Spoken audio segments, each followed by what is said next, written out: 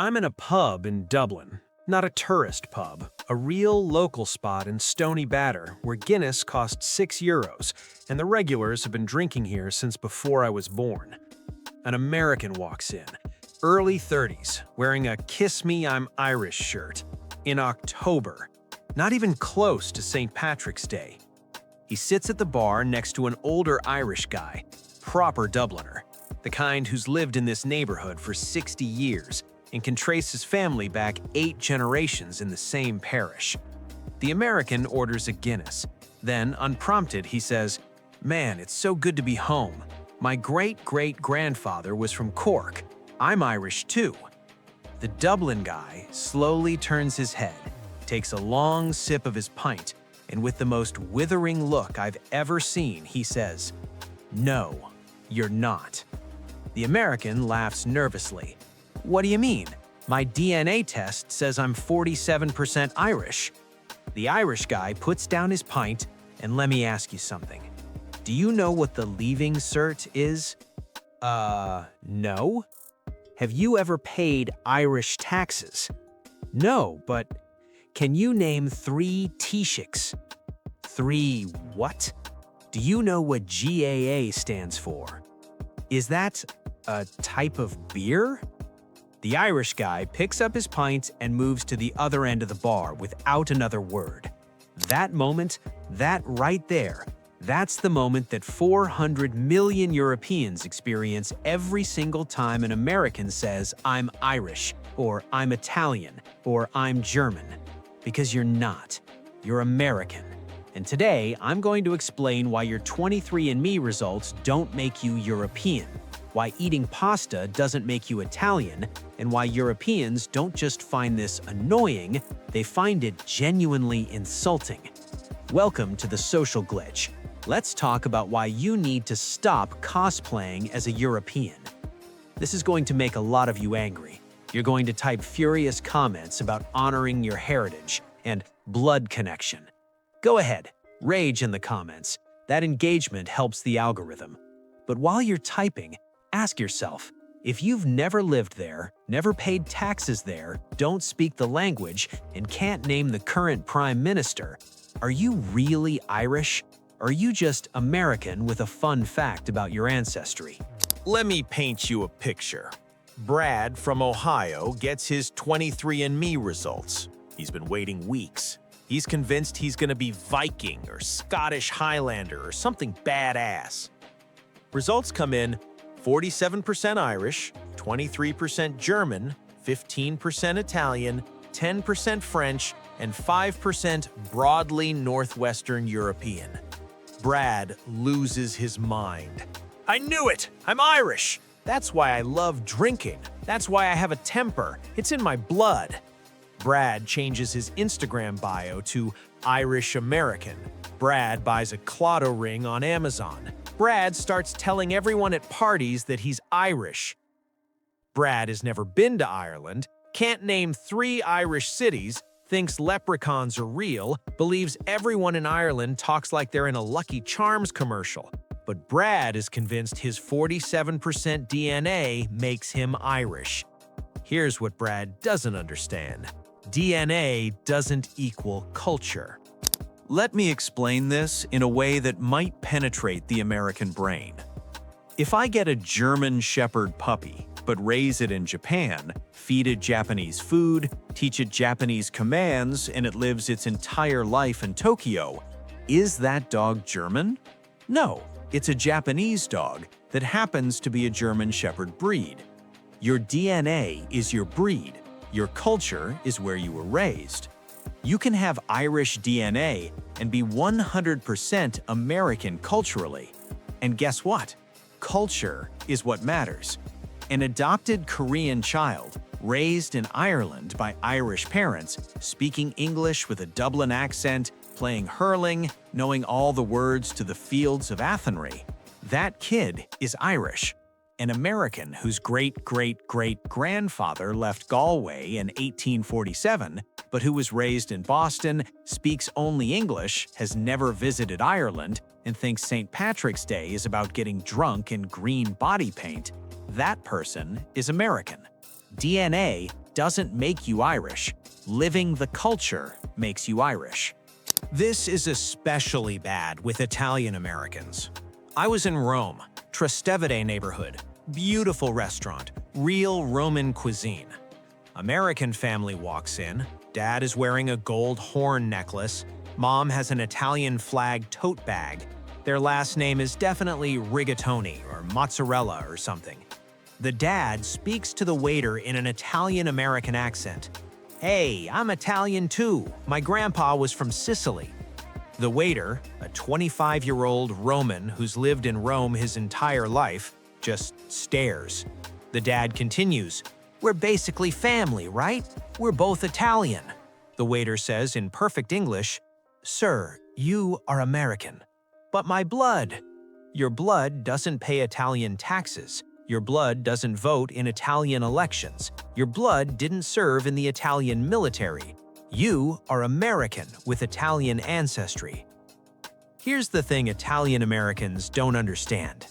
Italian-American culture is a 100-year-old American subculture based on Southern Italian immigrant experiences, frozen in time around 1920, mixed with American capitalism, and then commercialized through movies like The Godfather. Actual Italian culture is speaking Italian, not Sicilian words mixed with English, understanding 3,000 years of history, not just mafia movies, living in Italy, not visiting on a cruise ship, navigating modern Italian politics, economy, and social issues, and dealing with Italian bureaucracy. If you haven't fought with Italian bureaucracy, you're not Italian. You know what real Italians think when Italian Americans come visit? They think you're American tourists LARPing as Italians, and they're right. Germans are slightly more chill about this, because Germans don't really care if you claim to be German. Why? Because being German isn't a personality trait in Germany. It's just being from Germany. There's no mystical German blood connection, no romantic notion of the fatherland calling to you. You're German if you have German citizenship. That's it. But Americans love claiming German heritage for Oktoberfest. I'm German. That's why I love beer. Sorry, Kevin from Wisconsin. You love beer because you're an alcoholic, not because your great-grandpa was from Bavaria. Let's talk about the elephant in the room. Plastic patties. That's what Irish people call Americans who claim to be Irish but only acknowledge it when it's convenient. St. Patrick's Day in America is a masterclass in cultural appropriation disguised as heritage celebration. Real Irish people celebrate St. Patrick's Day as a religious holiday and cultural tradition. Parades, family gatherings, church services, traditional music. Americans celebrate it as an excuse to drink green beer, which doesn't exist in Ireland, wear offensive leprechaun costumes, butcher Irish accents, get blackout drunk and claim it's in their blood, and fight strangers because Irish temper. I watched an American girl in Boston, blonde, named Madison, wearing an Irish Today, Hungover Tomorrow shirt, drinking neon green shots and screaming, "Aaron Gabra," which she definitely can't translate. Madison has never been to Ireland. Madison can't name 3 Irish counties. Madison thinks Ireland is in the UK, which it's not, and that's actually offensive. But Madison is Irish for 24 hours once a year. I asked real Irish people what they think when Americans say, "I'm Irish too." The responses? Siobhan from Cork. They're not Irish, they're Americans whose ancestors left Ireland so long ago that Ireland wasn't even a republic yet. They have no idea what it's like to grow up here. Paddy from Galway. It's grand that they're proud of their heritage, but calling yourself Irish when you've never lived through an Irish winter, never paid Irish taxes, never navigated the HSE? You're not Irish, you're American with Irish ancestry. Aoife from Dublin. The worst is when they come here and expect us to be impressed. My great-great-grandpa was from here. Right, and do you want a medal? Half of Boston's great-great-granddads were from here. Liam from Belfast. If they really cared about Ireland, they'd know about the Troubles. They'd understand the difference between Northern Ireland and the Republic. They'd know our history, but they don't. They just want to be Irish when it's fun. Then there's the American who comes to Ireland to find their roots. They hire genealogists, they visit graveyards, they take photos of old churches, they cry at castles. And Irish people are polite. They smile, they nod, they take the tourism money. But what they're thinking is, your great-great-great-grandfather left here because Ireland was experiencing famine, poverty, and British oppression. He escaped. He built a new life in America. His descendants became wealthy Americans. And now you're here romanticizing the poverty and struggle he fled from. That's the part Americans don't understand. Your ancestors left for a reason. They didn't leave to preserve some magical Irish identity. They left because staying meant starvation. And they didn't raise their kids to be Irish. They raised them to be American, because that was the whole point. You're not honoring them by claiming an identity they deliberately abandoned. You're LARPing as a culture you've never lived. Here's where it gets really interesting. American DNA tests show most Americans have significant English ancestry. Makes sense. The original 13 colonies were primarily English. But you know what nobody ever says? I'm English. Why? Because English isn't cool. English is boring. English is the default. English is the colonizer. English doesn't make you interesting in a party. But Irish, Italian, German, Scottish, those are exotic. Those have personality. So Americans cherry-pick the interesting ancestors and ignore the boring ones. Every American guy who gets 8% Scandinavian DNA immediately becomes a Viking, buys a Thor's hammer necklace, gets a Norse rune tattoo, grows a beard, starts talking about raiding and pillaging. Actual Scandinavians are watching this like, mate, you work in IT, you've never been in a fight, calm down. Vikings were brutal, violent raiders who terrorized Europe.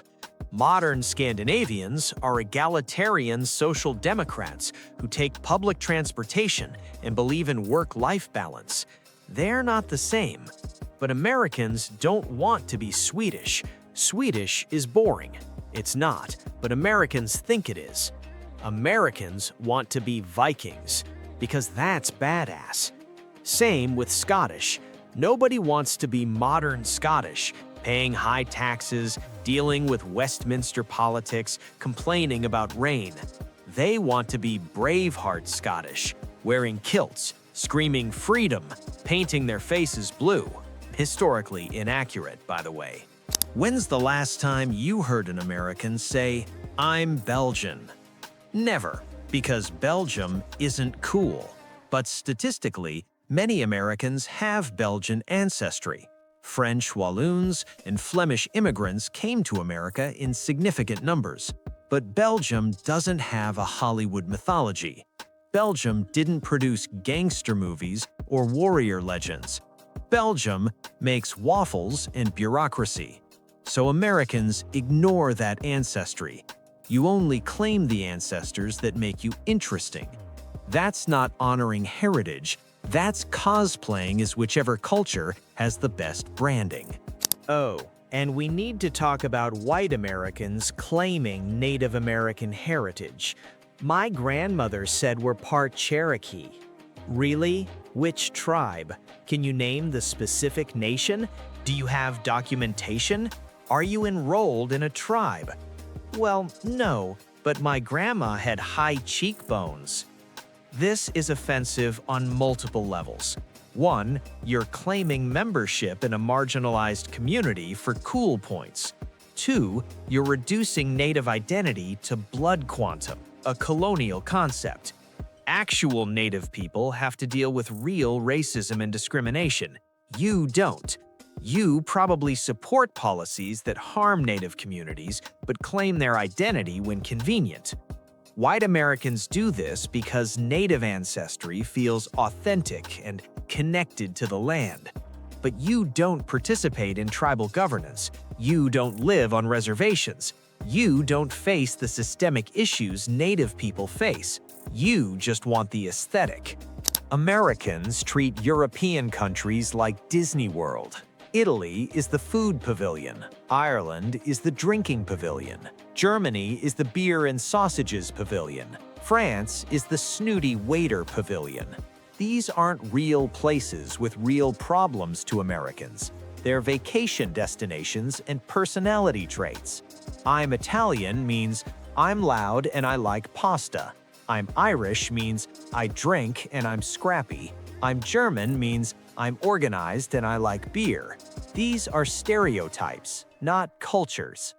Real Italy deals with Silvio Berlusconi's political legacy, navigating a struggling economy and high youth unemployment, North-South tensions that have existed for 150-plus years, bureaucracy so bad it's a national joke, speaking Italian, not just knowing food words, and the mafia as a real terrorist organization, not a movie aesthetic.